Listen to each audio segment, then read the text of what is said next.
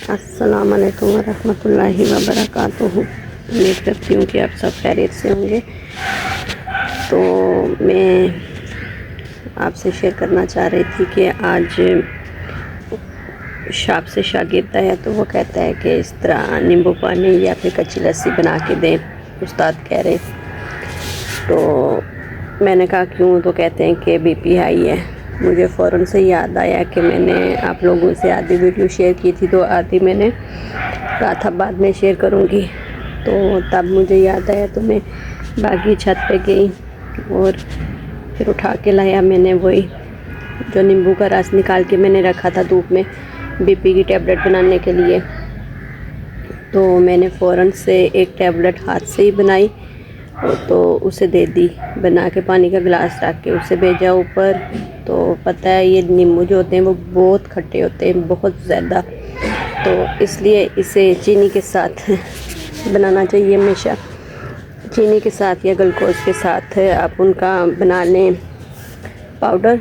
Glucose का तो powder बना हुआ होता है, लेकिन चीनी का पाउडर बना के उसे छान के तो टैबलेट बना के उसके बीच डिप करके तो फिर आप खाएं। जिन लोगों को खट्टी चीज़ दांत खट्टे हो जाते हैं उन लोगों के लिए, शुगर के मरीज़ या फिर जिन्हें कोई किसी उनकी कोई एलर्जी वगैरह हो, तो वो खाली इसी तरह टैबलेट खा सकते हैं।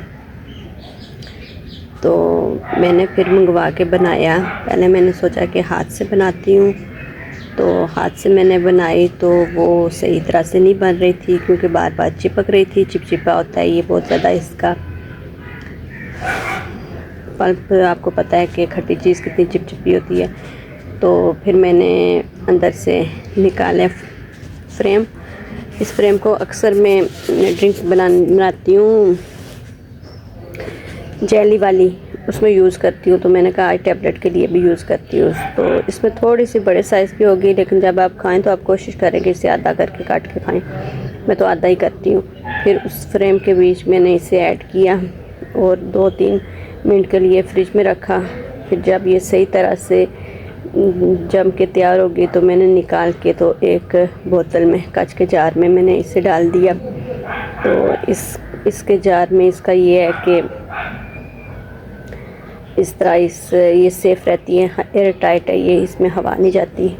तो ये काफ़ी अरसे तक आप इसे सेव कर सकते हैं। अगर ज़्यादा गर्मी हो तो फ्रिज में रख दें, अगर सर्दियाँ हैं तो नहीं नॉर्मल टेम्परेचर पर रख सकते हैं। इसका ये फ़ायदा है कि आप यकीन करें कि इससे बीपी बिल्कुल अपनी जगह पे चला जाता है और साथ आप जो दिल करे वो आप यूज़ कर सकते हैं। अगर आपने इसमें शुगर वगैरह ऐड ना की हो तो इसका ये भी फ़ायदा है कि जिस चीज़ में नींबू यूज़ होता है ना, तो बाज़ों का घर में नींबू नहीं होता। आप एक टैबलेट निकाल के थोड़ी देर पानी में डिप करके चम्मच से हिला के टैबलेट निकाल के वो नींबू पानी आप किसी भी चीज़ में यूज़ कर सकते हैं, नींबू की जगह यूज़ हो जाता है। मैं तो इससे भरपूर फ़ायदा उठाती हूँ। जब भी ये नींबू का सीज़न मेरे पास नींबू वाफर मकदार में आते हैं तो मैं उससे ढेर सारी रेसिपी बना के रख देती हूँ, तो उससे फिर मैं यूज़ करती हूँ सालों साल तक। तो आप भी उम्मीद है कि ऐसा ही करेंगे। अगर मेरी वीडियो आपको पसंद आती हैं तो प्लीज़ कमेंट्स, लाइक और शेयर ज़रूर किया करें, और सब्सक्राइब तो आप करेंगे तो ज़्यादा वीडियो आपके तक पहुंचेंगी। तो प्लीज़ हेल्प करें और मज़ीद आगे से शेयर करें। क्या पता मेरे इस टिप से, मेरे इस तजर्बे से, क्योंकि ये मैं तकरीबन 2-3 साल से गारी यूज़ करती हूँ, तो मैं ज़्यादातर मेरी यही कोशिश होती है कि मैं गारी चीज़ें बनाऊं। बच्चे बीमार हों, बीमार होने से लेके मेरे हस्बैंड के सर्दी खांसी ज़ुकाम तक मेरी सबसे पहले यही प्रायोरिटी होती है कि मैं उससे घर में सॉल्व करूं।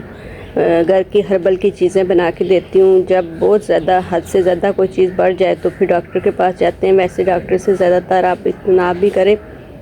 हाँ, बीपी की सूरत में अगर आपका परमानेंट बीपी हाई होता है, आपको मेडिसिन लगी हुई है, तो फिर आप ऐसा करें कि इसे यूज़ करें, लेकिन डॉक्टर से भी रुझान करें। तो चलो ठीक है, आज का व्लॉग इतना ही था। फ़ी अमानिल्लाह। तो हमें याद रखिएगा। अल्लाह हाफिज़।